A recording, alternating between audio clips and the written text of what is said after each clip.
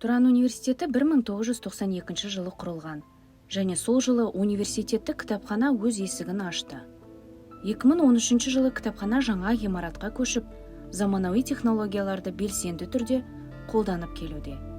Тұран кітапханасы университеттің ақпараттық, білім беру және мәдени орталығы бола отырып, сапалы білім беруге, жоғары білікті мамандар даярлауға барлық жағынан ықпал етеді.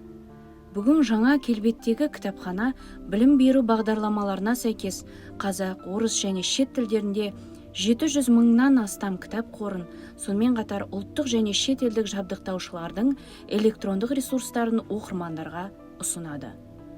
Жыл сайын 100-ден астам мерзімді басылымдарға жазылады. Кітапхана университеттің студенттері мен профессорлық оқытушылары құрамына қызмет көрсету сапасын арттыру үшін заманауи электронды кітапхананы ұсынады.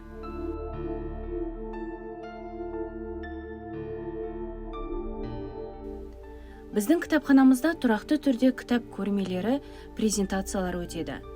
Тақырыптық бұрышта мәңгілік ел алыптары атты көрме ұйымдастырылды. Тәуелсіздіктің 30 жылдығы мен рухани жаңғыру жобасы аясында қазақтың көрнекті тұлғаларының мерейтойларын арнайы кітап көрмесінен бөлек Ыбырай Алтынсарин, Абай Құнанбайұлы, Жамбыл Жабайұлы, Мұқағали Мақатаевтарға арнап тақырыптық бұрышта экспозиция дайындалды. Бұл көрме мәдениет, білім, ғылым, қоғам үшін атты университетіміздің миссиясымен үндестік табады. Себебі әр салаға қосқан біздің тұлғаларымыздың еңбегі зор.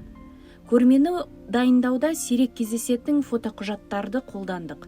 Мәліметтерді алу үшін Қазақстан Республикасының орталық мемлекеттік кинофотоқұжаттар және дыбыс жазбалар мұрағатымен жұмыс жасалды.